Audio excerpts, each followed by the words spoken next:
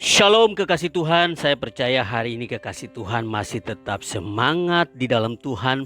Dan saya tetap berdoa agar supaya kekasih Tuhan selalu diberkati Tuhan dengan berkat kekuatan, kesehatan, damai sejahtera, sukacita berlimpah-limpah di dalam kehidupan kekasih Tuhan.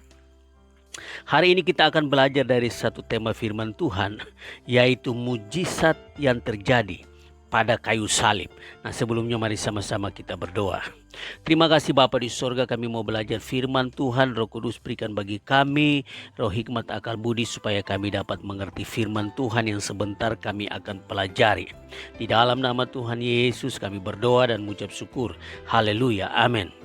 Mujizat yang terjadi pada kayu salib. Kita buka di dalam Ibrani 10 ayat yang ke-14. Demikian firman Tuhan. Sebab oleh satu korban saja ia telah menyempurnakan untuk selama-lamanya mereka yang ia kuduskan.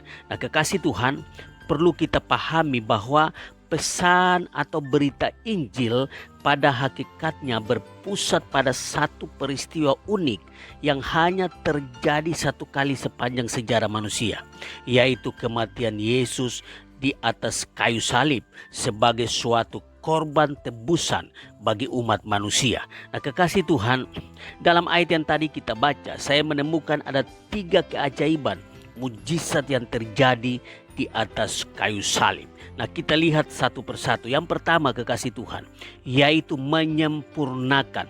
Kita buka di dalam ayat yang tadi kita baca, Ibrani 10 ayat yang ke-14. Demikian firman Tuhan, sebab oleh satu korban saja ia telah menyempurnakan. Nah, cukup sampai di situ dulu.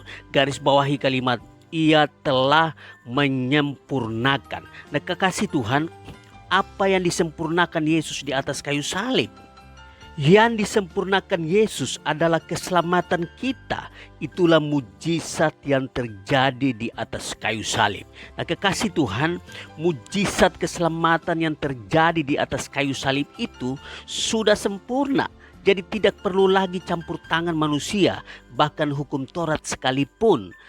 Kekasih Tuhan, keselamatan sempurna adalah mujizat terbesar yang terjadi di atas kayu salib untuk kita semua. Nah, kekasih Tuhan, kalau kekasih Tuhan tanya sama saya, apakah keselamatan saya sudah sempurna? Maka saya akan jawab dengan tegas bahwa sudah sempurna. Yang menjadi kewajiban kita sekarang ini yaitu jalani dan nikmati keselamatan itu dengan hidup dalam kebenaran. Itu yang kita lakukan sebagai respon kita terhadap keselamatan yang sempurna yang Tuhan sudah berikan bagi kita. Nah, kita lihat yang kedua, mujizat yang terjadi di atas kayu salib, yaitu untuk selama-lamanya. Nah, kita lihat lagi di dalam Ibrani 10 ayat yang ke-14. Demikian firman Tuhan. Sebab oleh satu korban saja ia telah menyempurnakan untuk selama-lamanya. Sampai di situ dulu, garis bawahi kalimat untuk selama-lamanya. Nah, kekasih Tuhan, kalimat untuk selama-lamanya artinya bahwa dampak dan manfaat dari pengorbanan Yesus di atas kayu salib itu berlaku untuk selama-lamanya sampai pada kekekalan.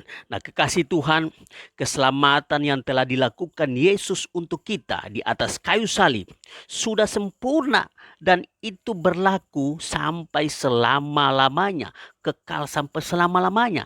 Dan ini adalah mujizat yang Tuhan kerjakan di atas kayu salib bagi kita semua. Nah, kekasih Tuhan, sampai selama-lamanya. Tidak ada batas waktu. Keselamatan yang sempurna itu terjadi dalam kehidupan kita dan dampaknya sampai selama-lamanya, sampai kekal selama-lamanya. Nah, kekasih Tuhan, kita lihat yang ketiga, mujizat yang terjadi di atas kayu salib, yaitu dikuduskan. Kita buka lagi, baca di dalam Ibrani 10 ayat yang ke-14. Demikian firman Tuhan. Sebab oleh satu korban saja ia telah menyempurnakan untuk selama-lamanya mereka yang ia kuduskan. Garis bawahi kalimat mereka yang ia kuduskan. Nah, kekasih Tuhan, keselamatan sempurna di dalam Kristus diberikan kepada semua orang yang telah dikuduskan oleh Tuhan. Yang telah dikuduskan artinya bahwa kekudusan itu dikerjakan oleh Kristus. Nah, kekudusan di sini bukan dikerjakan oleh manusia, tetapi dikerjakan oleh Kristus sendiri tanpa campur tangan manusia sedikit pun. Nah, kekasih Tuhan, konsep kekudusan di sini adalah Allah di dalam Kristus telah memisahkan manusia untuk menjadi miliknya. Jadi yang memisahkan kita itu Allah sendiri untuk menjadi miliknya. Nah, inilah mujizat yang dilakukan Yesus di atas kayu salib untuk kita, kekasih Tuhan. Nah, kekasih Tuhan, menjadi milik Allah berarti menjadi kudus dan menunjukkan kualitas moral yang merupakan karakteristik Allah sendiri. Itu yang harus kita tunjukkan, kekasih Tuhan. Jadi kekasih Tuhan, kekudusan di sini adalah kekudusan yang aktif, bukan sekedar pantang terhadap perbuatan jahat, bukan sekedar kita tidak berbuat dosa, kekasih Tuhan, tetapi juga mengekspresikan secara aktif kepada dunia akan belas kasihan dan kasih yang menjadi karakter utama Kristus. Jadi kekasih Tuhan, kita harus mengekspresikan kasih Kristus, belas kasihan Kristus itu kepada dunia ini. Karena dunia ini membutuhkan belas kasihan dan kasih Kristus itu sendiri. Nah, kekasih Tuhan, saya percaya kekasih Tuhan semuanya pernah mengalami yang namanya mujizat Tuhan di dalam kehidupan kita. Mungkin sembuh dari sakit penyakit atau mujizat yang lainnya.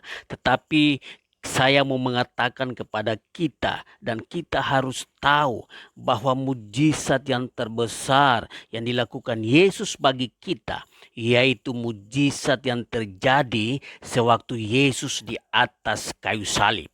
Yaitu Yesus menyelamatkan kita dengan sempurna, keselamatan itu kekal untuk selama-lamanya. Dan Yesus menguduskan setiap kita. Nah, kekasih Tuhan, untuk meresponi mujizat Tuhan ini, marilah kita hidup dalam kebenaran dan takut akan Tuhan. Itu yang harus kita lakukan di dalam kehidupan kita sebagai respon kita terhadap mujizat besar yang Tuhan sudah lakukan di dalam kehidupan kita di atas kayu salib. Mari kita hidup dalam kebenaran dan hidup takut akan Tuhan. Maka kita akan melihat pertolongan Tuhan terjadi dalam kehidupan kita. Demikian pelajaran firman Tuhan hari ini. Tuhan Yesus memberkati kita semua.